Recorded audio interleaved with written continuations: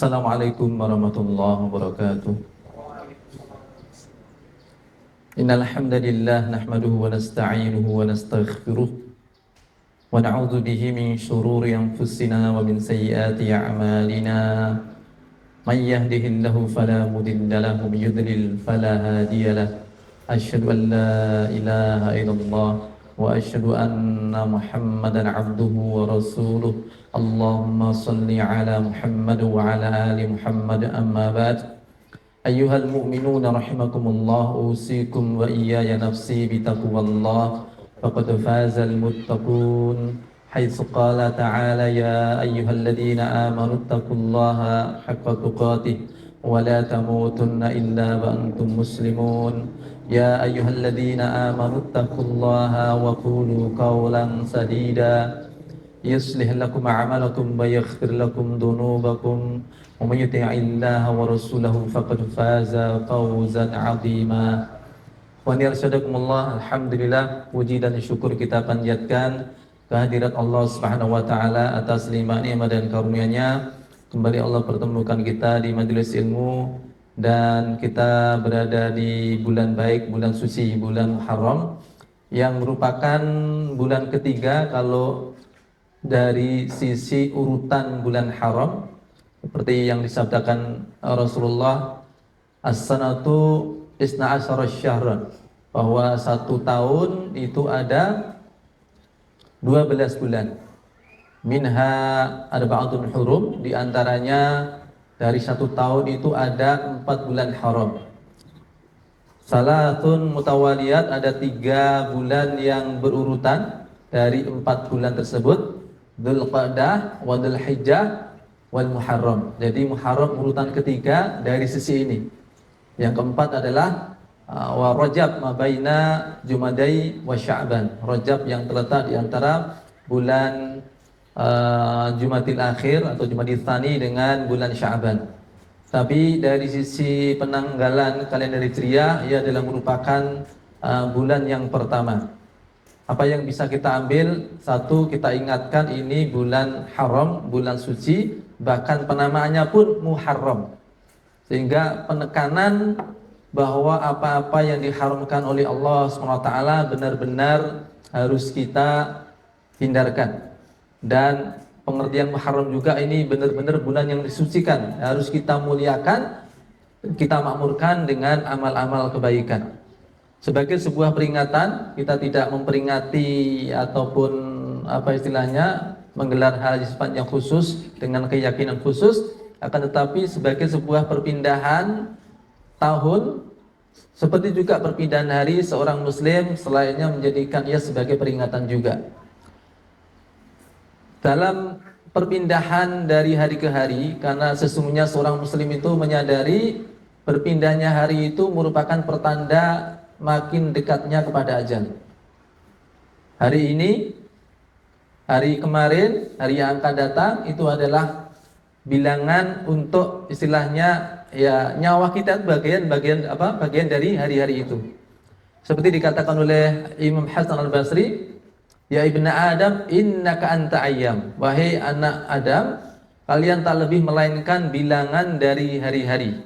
Fa idza dhahaba yaumun dhahaba ba'du. Apabila satu hari berlalu dari dirimu, maka hilang pula sebagian dari dirimu. Jadi kita ini hanya merupakan bilangan hari-hari, ya. Yang kita tidak tahu berapa cacahnya, bilangannya persisnya jatah kita berapa. Tapi yang jelas semakin kita melewati hari demi hari, itu berkurang jatah umur kita, hilang sebagian dari diri kita. Maka jangankan bertambahnya tahun, bertambah hari yang sudah kita lalui, itu artinya mendekatkan kita dengan ajal kita. Hari ini lebih dekat ajal kita daripada hari kemarin. Tahun ini ajal kita lebih dekat daripada tahun kemarin, ya. Ini sesuatu yang harus dipahami, kemudian juga selalu diingat oleh seorang muslim, supaya apa? Dengan semakin dekatnya dengan ajal itu, semakin membawa kepada kemaslahatan dengan pengertian memperbanyak bekal untuk kehidupan setelah kematian. Hadirin yang dimuliakan Allah SWT, karena menjadi tua itu memang bukan kepastian. Tetapi kalau seseorang semakin tua itu sudah pasti dia lebih dekat kepada ajal. Lebih dekat kepada ajal. Yakni versi dirinya, bukan dibandingkan dengan yang lain, ya. Orang yang sekarang sudah berumur 50 tahun, ya, ketika misalnya hari ini berumur tepat 50 tahun, itu artinya dia lebih dekat kepada ajal daripada ketika dia berumur 49 tahun, daripada ketika dia berumur 48 tahun, 30 tahun dan seterusnya. Makanya harus kita ingatkan, betapapun manusia ada upaya-upaya bagaimana melakukan upaya-upaya penundaan-penuaan, itu tidak berarti menunda tua. Jadi menunda penuaan itu tidak berarti menunda tua, ya. Yang hari ini mungkin nantinya juga akan didapatkan ada formula tertentu bagaimana supaya bisa menjadikan bisa menahan keriput wajah, atau ada tips tertentu bagaimana supaya rambut tetap keadaan hitam, ya, tanpa pengawet, ya.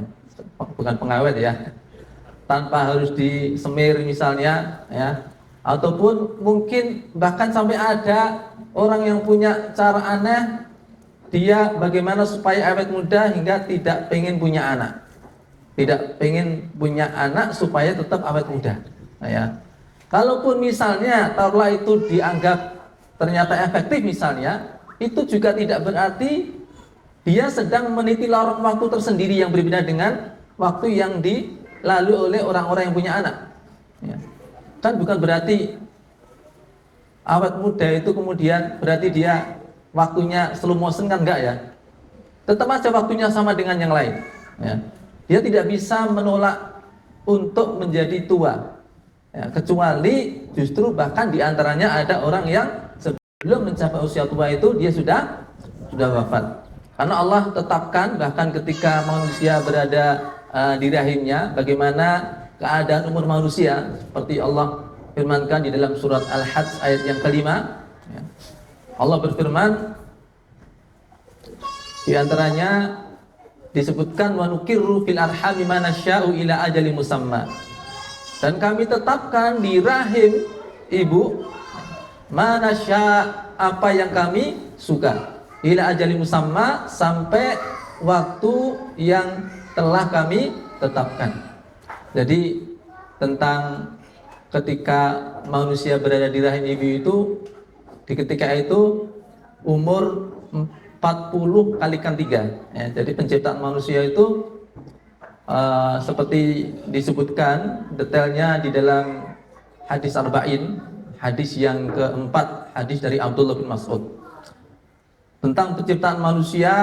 Awal mulanya 40 hari menjadi nutfah, 40 hari menjadi nutfah, 40 hari kemudian menjadi alaqah, 40 hari kemudian menjadi mudghah, ya.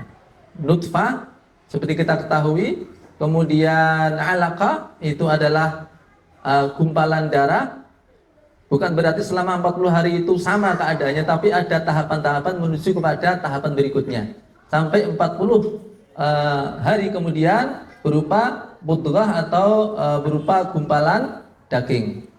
Nah, setelah menjadi gumpalan daging, di ketika itu kemudian Allah perintahkan kepada malaikat, tsumma yursilu ilaihil malak. Kemudian Allah perintahkan kepadanya satu malaikat fayanfukhu ruh, untuk menyiapkan ruh, ya, untuk menyiapkan ruh. Jadi ketika umur berapa tadi? 40 kali 3, 120 hari, ya. Janin ketika sudah berumur 40 kalikan 3, 120 hari, ketika itu sudah ditiupkan ruh. Sehingga ada fikih yang berlaku khusus. Ketika ada orang yang keguguran sebelum berumur 120 hari, maka itu tidak dianggap sebagai makhluk hidup ataupun jenazah. Tapi kalau kegugurannya itu di atas 120 hari karena sudah bernyawa, maka dilakukan sebagaimana jenazah seorang muslim, ya. Dia dimandikan, dikafani dan disolatkan. Nah, ini yang terkait dengan fikih. Nah, ketika umur 120 hari itulah Allah perintahkan malaikat meniupkan roh kepadanya, lalu memerintahkan wa yu'maru bi arba'i kalimat. Ya. Diperintahkan untuk menetapkan, ya, 4 kalimat, 4 perkara, pikat bi rezekihi wa ajalihi wa amalihi wa syakyun au sa'idun, ya. Ditetapkan kepadanya ketika di rahim ibu, ya, rezekinya berapa yang akan dia dapat, ajalnya berapa lama dia akan hidup di muka bumi, amalnya dia akan melakukan apa, ya. Itu Allah sudah tahu, makanya kemudian diperintahkan untuk dituliskan, ya. Kemudian dia bahagia atau celaka. Nah, ikhwan sadaqallah, dari sini kita tahu bahwa tidak semua manusia itu umurnya menjadi panjang, ya. Kalau ayat tadi menyebutkan di mana kalimatnya ketika Allah berfirman wa nukiru fil arhami ma nasya'u ila ajalin musamma tsumma nukhrijukum tifla, kemudian kami mengeluarkan kalian menjadi tifla, yakni menjadi seorang anak. Tsumma litablughu asuddakum, kemudian ada yang menginjak dewasa. Wa minkum man yutawaffa, di antara kalian ada yang wafatnya itu di saat masih muda, ya. Ada yang belum sampai usia balik sudah wafat, ya. Wa minkum man yuraddu ila ardalil umur, ada pula yang sampai kemudian mencapai kembali pada ardalil umur yang menjadikan seorang menjadi pikun. Jadi pilihannya itu, taruhlah ada orang yang masih muda kemudian dia wafat, atau ada orang sampai mencapai tua tapi tidak ada pilihan, itu tetap akan kembali kepada sesuatu yang lemah, menjadi makhluk yang lemah ketika seseorang itu dia mencapai usia tua. Baik, kembali sebentar kepada hadis tadi. Jadi ketika manusia itu berada di rahim ibunya di saat berumur 120 hari, ditiupkan roh, kemudian ditetapkan rezekinya, ya. Rezekinya sekian, Allah itu yang menetapkan, ya.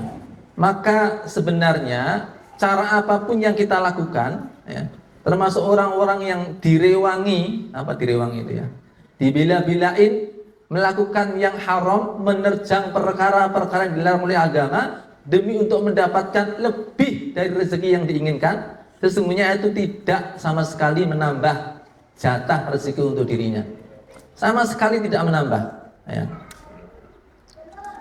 Nah, terus kenapa kita bekerja keras misalnya, ya? Kerja keras kita, kalaupun kita ikhtiar, berupaya, berusaha dengan sungguh-sungguh itu untuk mendapatkan nilai ibadah dalam ikhtiar kita, dalam usaha kita. Poinnya di situ, ya.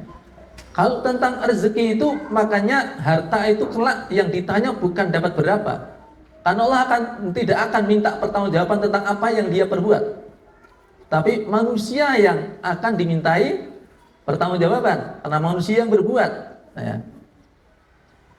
Ketika manusia mati, ya, kelak yang ditanya apa? Ditanya itu min ainak tasabahu, tentang harta, ya. La tazulu qadama 'abdin yaumal qiyamati hatta yus'ala bi arba'i khisal. Tidak akan beranjak kedua kaki anak Adam sampai ditanya tentang 4 perkara. An umri fima afnah, umurnya. Bukan pertanyaannya umurnya berapa, tapi apa? Fima afnah, untuk apa dia habiskan. Wa an syababihi, masa mudanya. Bukan pula apakah dia sampai usia muda atau tidak yang ditanyakan, tetapi apa? Masa mudanya untuk apa dia pergunakan.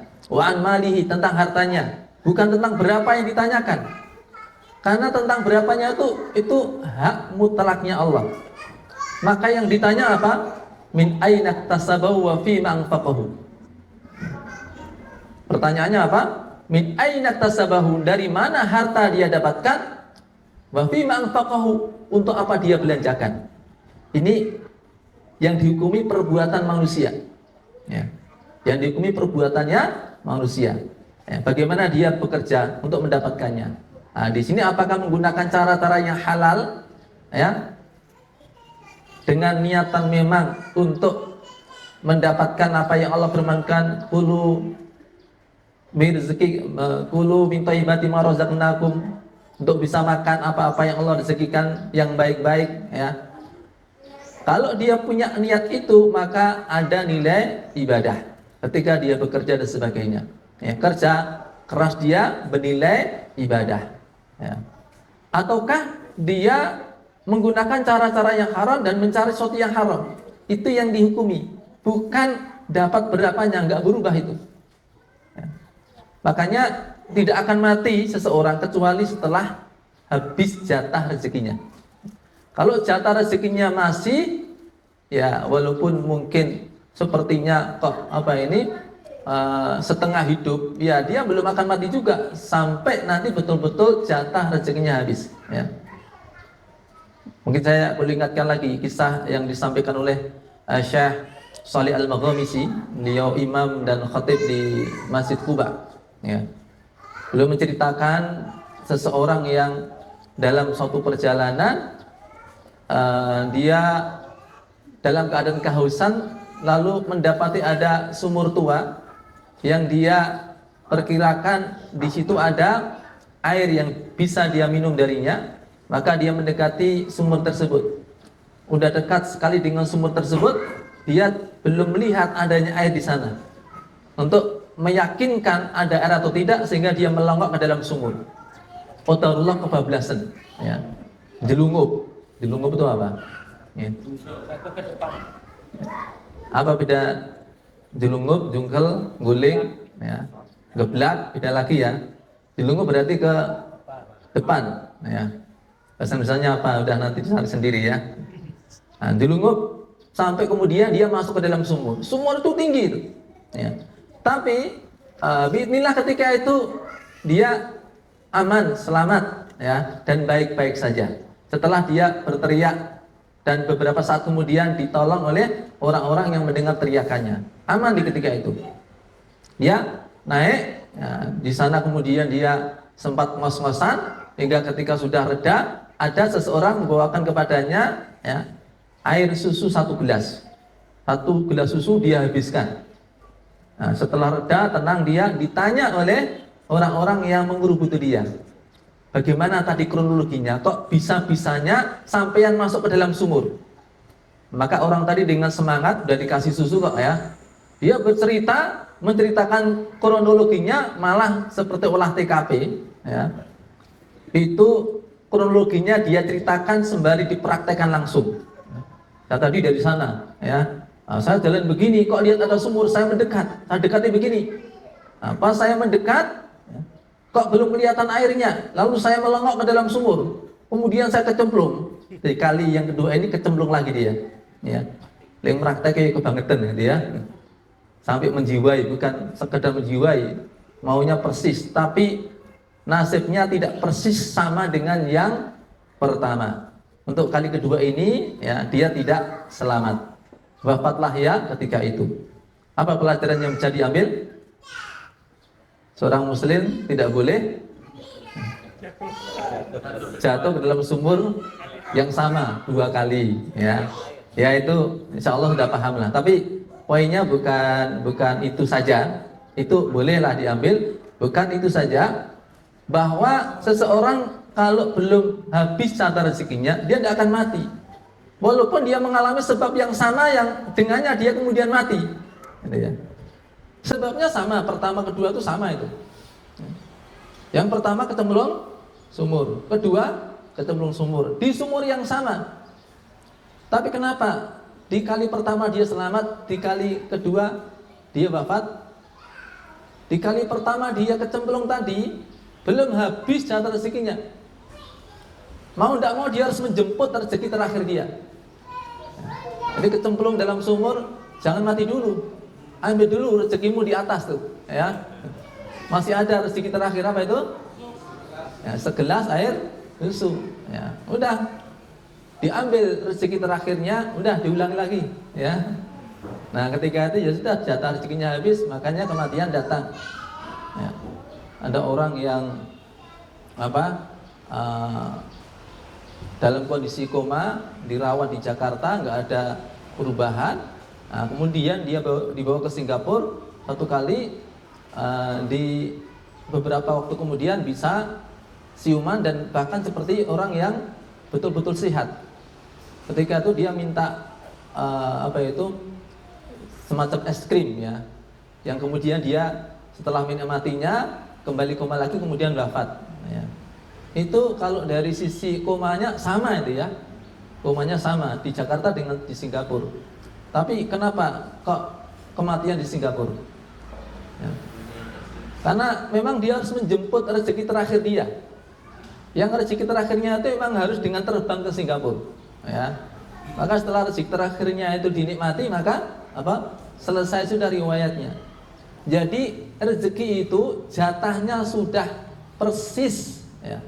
Sudah persis untuk dia yang nanti akan dinikmati tidak akan berkurang ataupun bertambah dari yang telah ditetapkan oleh Allah. Adapun tentang sebab ini yang nanti menjadi penilaian. Ya. Makanya harus berimbang kalau kita bercerita tentang takdir Allah dalam hal rezeki, ya, supaya tidak kemudian nanti jatuh kepada Jabriyah. Ya. Orang Jabriyah itu mengatakan, ya kita ini hanya menjalani takdir. Ya. Kalau dia tidak bekerja malas kemudian dalam keadaan miskin, ditanya kenapa kamu miskin? Memang Allah takdirkan saya miskin. Ya. Padahal dia tidak bekerja. Itu orang Jabriyah. Ya.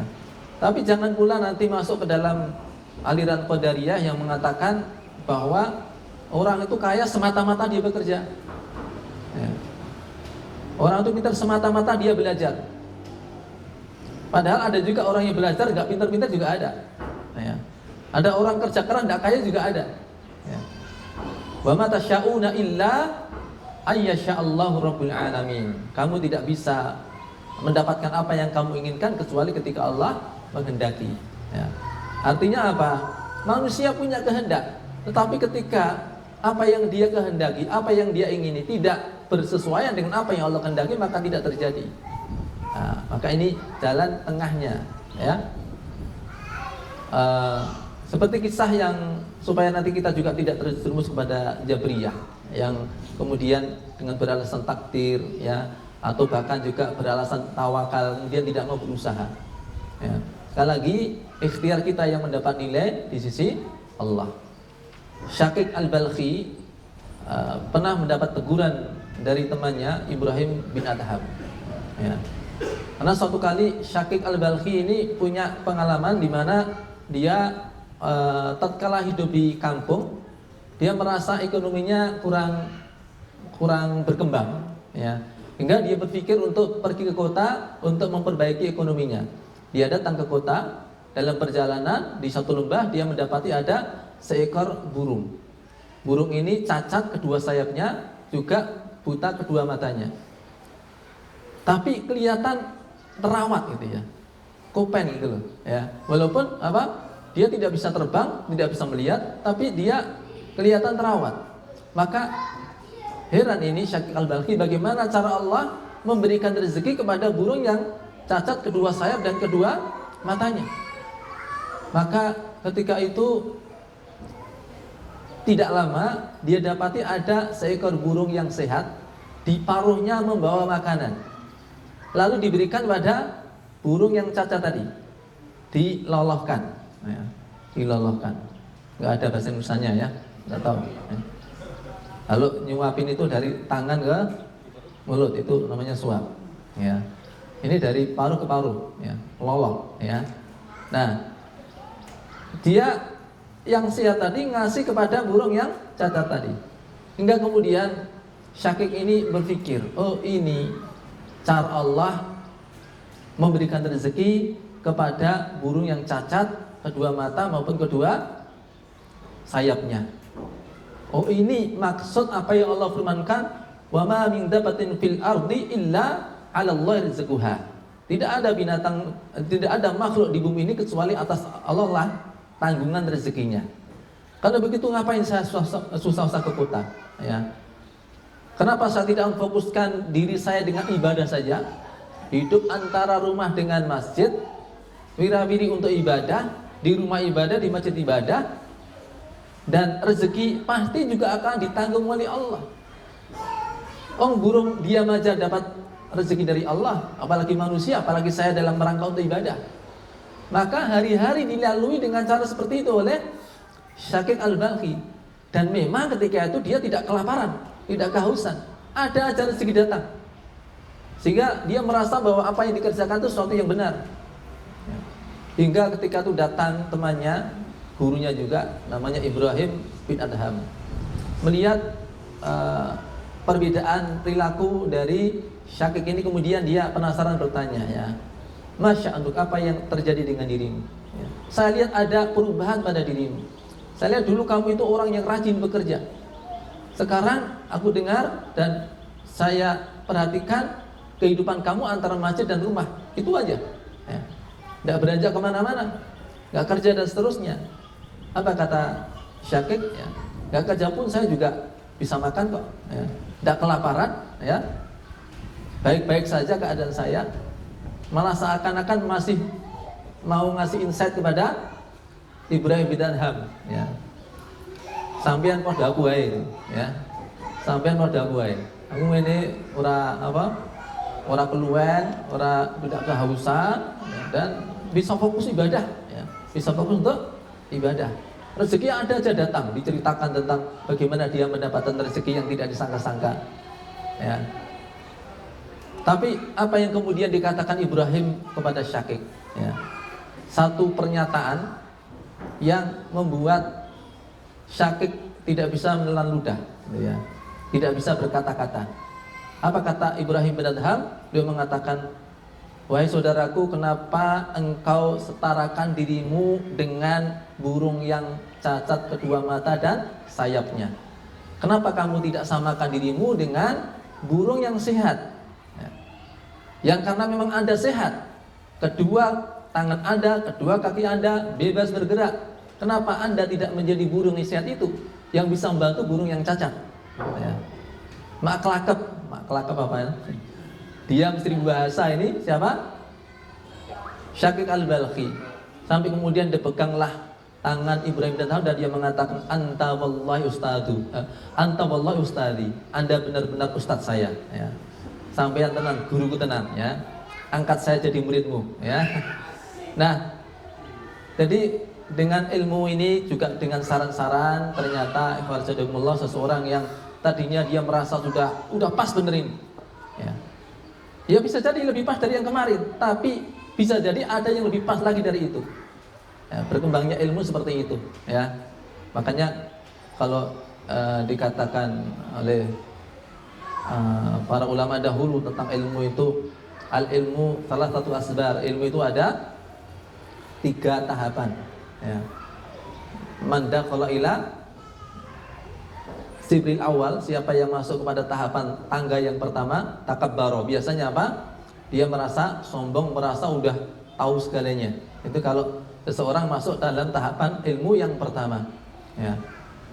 Wa idza dakhala ila tsani, kalau dia masuk pada tahapan yang kedua, tawadhu'an. Dia akan apa? Tawadhu. Ya. Dia akan tawadhu kalau sudah memasuki tahapan yang kedua. Wa idza dakhala ila sibrid tsalits, kalau dia masuki tahapan yang ketiga, maka dia merasa lebih banyak yang belum dia ketahui daripada apa yang sudah dia ketahui. Ya. Ini lebih lagi dari sekedar tawadhu. Nah, ikhwan saudarakumullah, dari sini kita tidak menutup adanya pengetahuan-pengetahuan baru, ya, nasihat-nasihat yang baru, dan karena juga kita mencari ilmu-ilmu yang baru, kita terus membaca, terus belajar, terus ngaji, ya, karena kalaupun nanti bukan sesuatu yang baru, setidaknya sebagai sebuah peringatan, ya, baru dari sisi ngehnya kita itu. Kemarin sudah mendengar itu, tapi baru sekarang ngeh, gitu ya. Atau kemarin sudah pernah mendengarnya, cuman Allah belum membukakan hati untuk kita.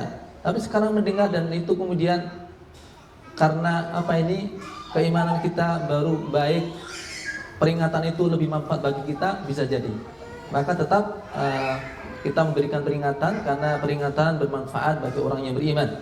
Dan tetaplah kita untuk mencari, datang kepada sesuatu yang bisa menjadikan kita mendapatkan peringatan-peringatan, ya. Yang dengan itu mudah-mudahan iman kita menjadi bertambah. Baik. Kembali kepada persoalan umur manusia tadi, jadi tentang rezeki sudah ditetapkan, ajal juga sudah ditetapkan. Nah, ajal manusia seperti apa yang Allah firmankan, wa minkum man yutawaffa, ada di antara kalian yang diwafatkan di usia muda, yakni tidak mencapai usia tua.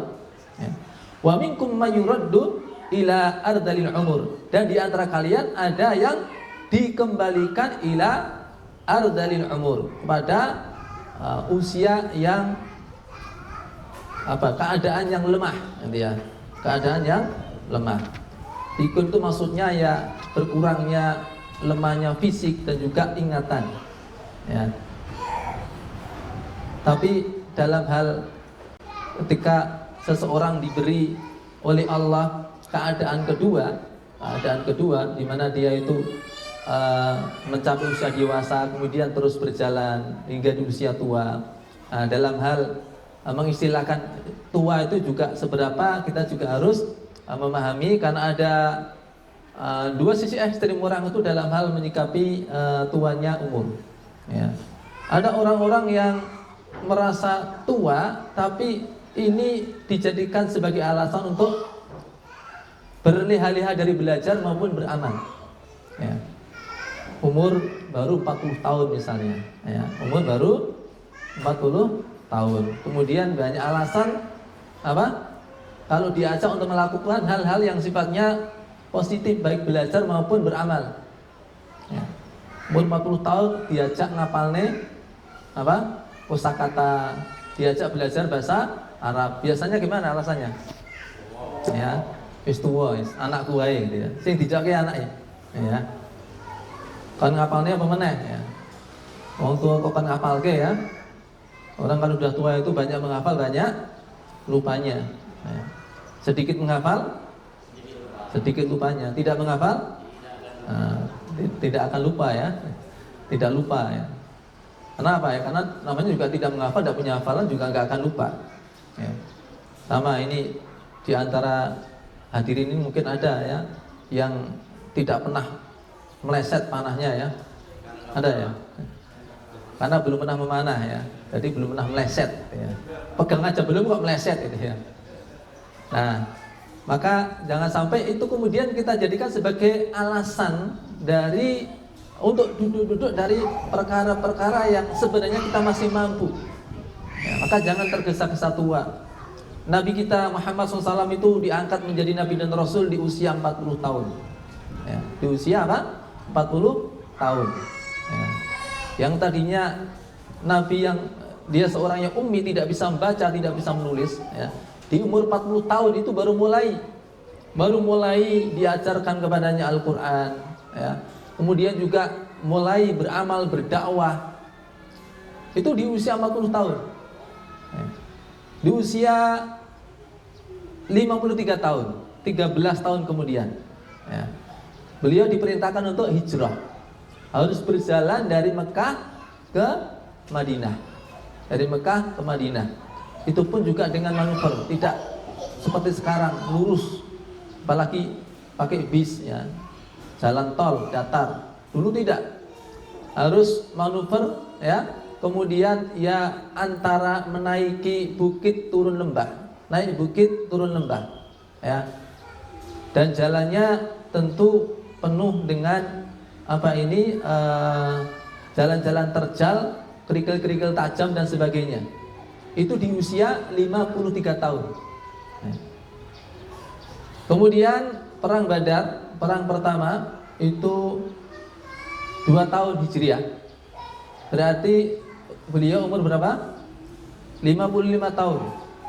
Umur 55 tahun beliau menjadi panglima perang, ya. Gagah-gagahnya beliau di umur 55 tahun, ya.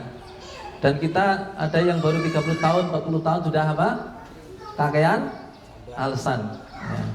Iya, alasan apa bener, ya. Karena alasan tidak hanya satu, ya.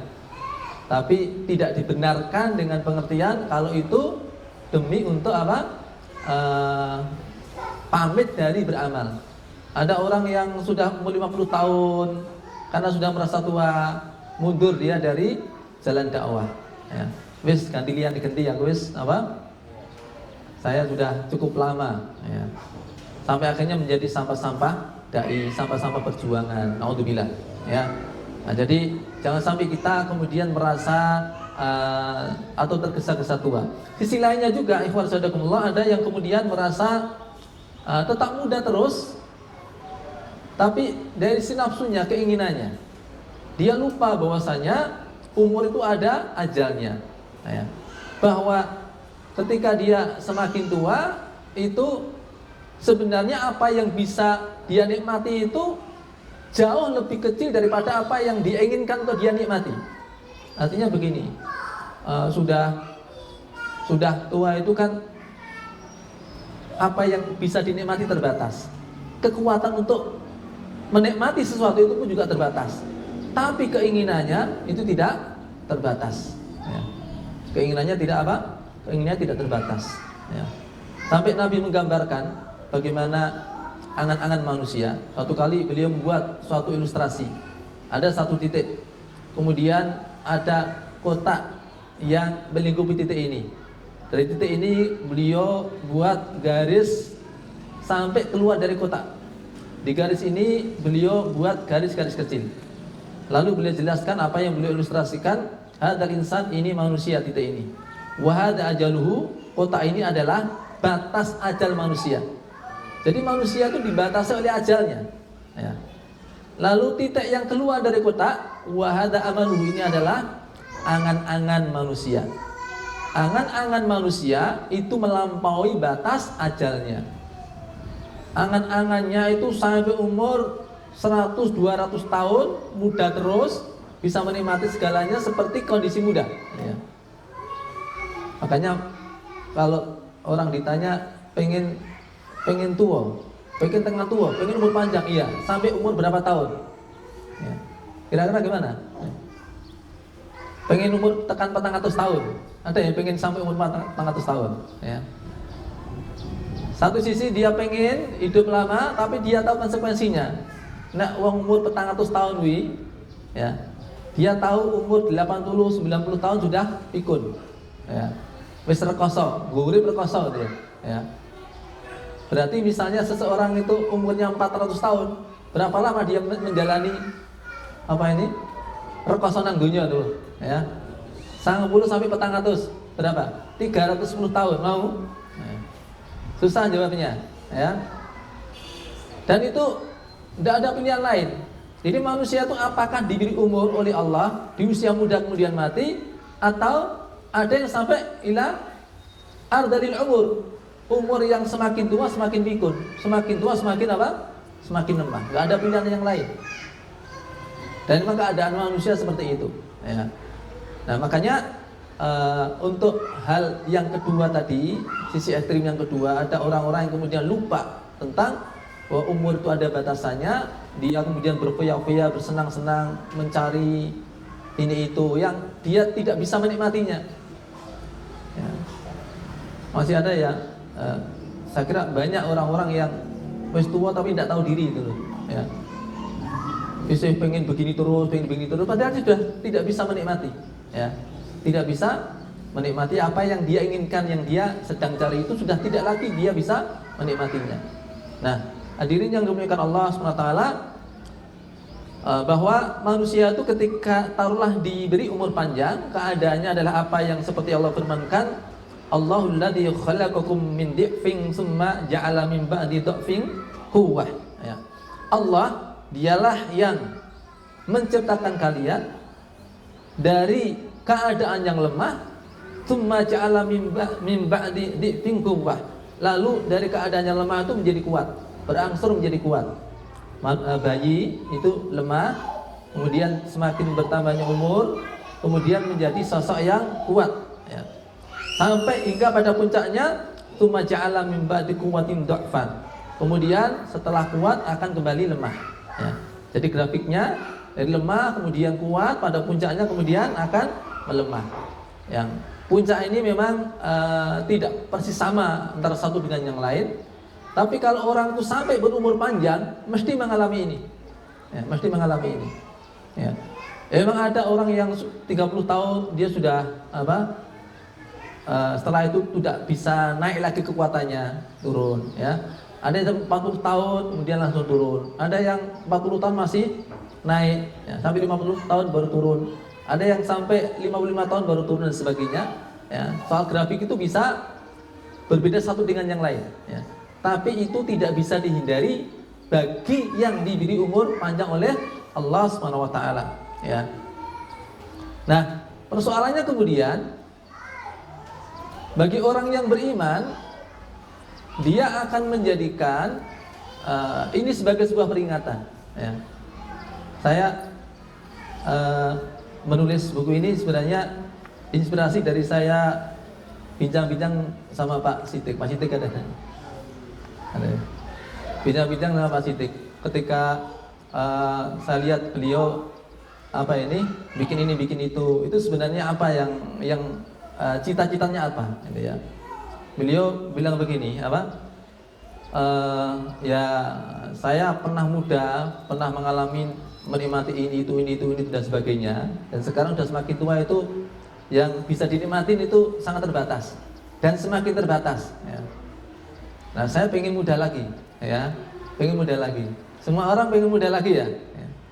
Kalau udah tua itu sedikit yang dinikmati, pengen lagi bagaimana bisa menikmati seperti dia bisa menikmati di masa muda. Ya. Dan ternyata memang ada caranya. Ya. Caranya hanya satu aja dan tidak ada cara yang lain. Ya. Apa caranya? Caranya dengan masuk surga. Ya. Maka lakukan sebab-sebab yang bisa masuk ke dalam surga, yang dengan itu maka seseorang bisa kembali muda. Ya. Kembali bukan sekedar kembali usia muda ketika di dunia, tetapi dalam keadaan yang lebih sempurna ya. Sempurna kekuatannya, sempurna dalam menikmati ya. Karena untuk mendapat kenikmatan ternyata juga butuh kekuatan ya. Makanya suatu kali ada orang yang sudah sepuh, nenek-nenek itu datang kepada Rasulullah SAW. Dia mengatakan, ya Rasulullah, dia minta masukkan, wahai Rasulullah, doakan supaya saya dimasukkan Allah ke dalam surga. Ya. Rasulullah, doakan saya supaya saya masuk surga. Maka beliau mengatakan, ya, surga tidak dimasuki oleh orang yang sudah tua. Ya. Surga tidak dimasuki oleh orang yang sudah tua. Enggak ada orang tua itu masuk surga, enggak ada. Atau masuk surga dalam keadaan tua, enggak ada. Sampai kemudian belum selesai sebenarnya Nabi bicara, orang ini pulang wadul sama suaminya ya. Hingga kemudian dia juga bertanya-tanya, masa iya tidak bisa masuk surga? Maka Nabi kemudian menyusulkan beritanya, kalimatnya, beliau katakan akhbiruha ya. Tolong kasih tahu kepadanya, kabarkan kepada nenek tadi, annaha la tadkhuluha wa ya'juz ya. Kalau dia masuk surga itu tidak lagi dalam keadaan tua. Gak ada orang yang pas masuk surga kok nganggo teken keriput ya. Dalam keadaan tua gak ada. Gak ada mlebu surga kok dalam keadaan tua, gak ada. Ya. Kabarkan kepadanya bahwa dia nanti kalau dia masuk surga tidak dalam keadaan menjadi nenek-nenek. Innallaha ta'ala yaqulu, sesungguhnya Allah Ta'ala berfirman ya, inna ansha'nahunna insya'a faja'alnahunna abkara ya. Sesungguhnya kami menciptakan mereka dengan langsung dan kami jadikan mereka gadis-gadis perawan penuh cinta lagi sebaya umurnya, dalam keadaan abkar, dalam keadaan muda ya. Jadi kalau seseorang masuk surga, wanita ketika masuk surga maka dia akan menjadi muda ya. Begitupun juga yang laki-laki. Dalam hadis diriwayatkan oleh Imam Tirmidzi dan Imam Ahmad disebutkan, yadkhulu ahlul jannatil jannata jurdan murdan mukahhalin abna atalatin au talati wa talatina sanah. Penghuni surga ketika dia masuk surga maka dia dalam keadaan jurdan. Jurdan adalah orang yang belum tumbuh bulu rambut di badannya, itu jurdan ya. Jurdan itu polos ya. Murdan itu belum tumbuh jenggotnya belum tumbuh jenggotnya. Ya. Kemudian juga disebut dengan mukahhinin. Ya. Mukahhinin itu bercelak. Ya. Bercelak itu artinya dalam keadaan apa? Ya, rupawan. Ya, dalam keadaan rupawan. Kemudian usianya abna talatin, seperti orang yang berumuran 30 atau 33 tahun. 30 atau 33 tahun. Itu usia bukan saja pas kondisi-kondisi terbaiknya, tapi juga puncak kekuatannya, ya. Puncak kekuatan dalam merasakan kenikmatan juga, ya. Ada dijelaskan oleh Ibnu Qayyim al-Jauziyah di kitabnya Hadil Arwah ila Bidatil Afrah, ya. Beliau mengatakan hikmah diberi usia 33 tahun sangat jelas. Karena di usia itu 33 atau 30 tahun, ya, dalam hadisnya begitu. Karena di usia itu merupakan klimaks dan puncak kesempurnaan dalam merasakan kenikmatan. Karena di usia itu kekuatan berada dalam puncak paling sempurna, dan begitu pun dengan sarana untuk merasakan kenikmatan, ya. Sarana untuk merasakan kenikmatan juga di puncak-puncaknya di umur tersebut. Perpaduan antara dua ini diperoleh kesempurnaan kenikmatan dan kekuatan dalam menikmatinya, ya. Di usia berapa tadi? Antara 30 sampai 33 tahun, ya. Maka Allah pilih nanti penghuni surga ketika masuk surga menjadi muda, ya. Jadi mohon maaf, ini yang sudah berangsur sepuh, ya, ya memang tidak bisa kemudian menolak tua, ya. Dan ketika umur sudah semakin tua juga tidak bisa menolak bahwa akan kembali melemah dalam banyak hal, bahkan dalam segala hal itu melemah, ya. Makanya kalau kita ingin bagaimana bisa menjadi muda kembali dengan full power kekuatannya, juga dalam merasakan kenikmatan itu, ada satu cara saja, tidak ada cara yang lain, yakni dengan mengupayakan diri kita masuk jannah, ya.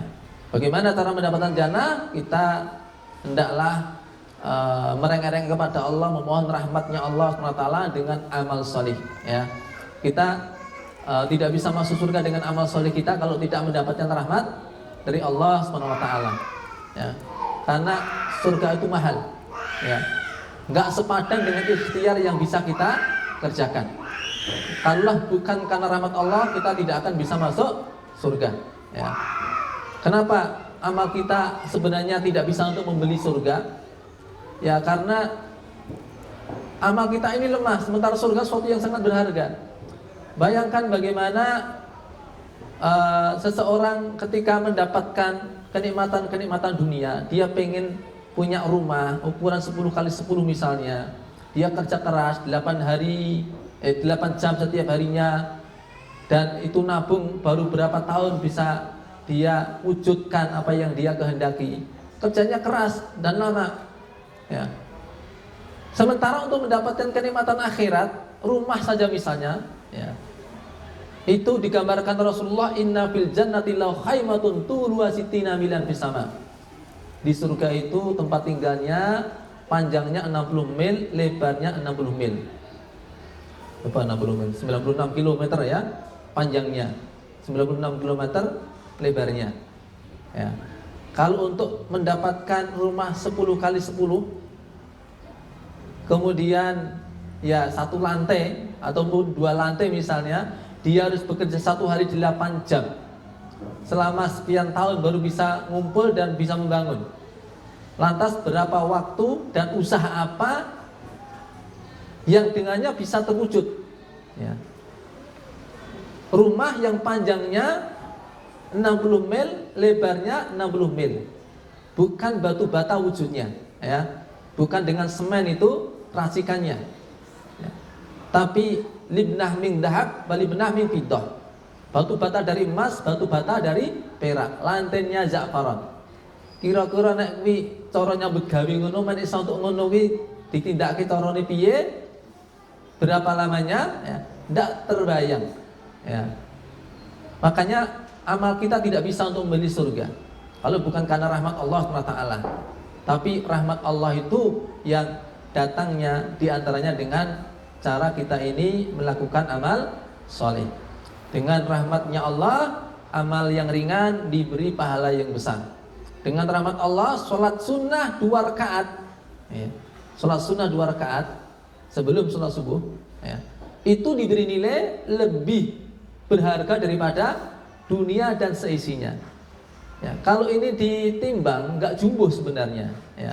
Usahanya begitu ringan, yang saking ringannya digambarkan seakan Nabi tidak membaca Al-Fatihah. Membaca, tapi karena bacanya itu ringan, cepet. Ya. Yang dibaca Al-Fatihah sama Al-Kafirun, yang kedua Al-Fatihah sama Al-Ikhlas. Dan itu dengan ringan dikerjakan, tapi pahalanya dia mendapatkan lebih berharga daripada dunia dan seisinya. Ini hal yang bisa kita renungi, diantaranya yang terkait dengan pergantian tahun, pergantian hari, dan sekali lagi bahwa setiap pergantian itu mendekatkan kita kepada ajal kita. Hari ini, tahun ini ajal kita lebih dekat daripada hari kemarin, daripada tahun kemarin. Ya, maka semakin motivasi kita memperbanyak amal-amal kesolihan.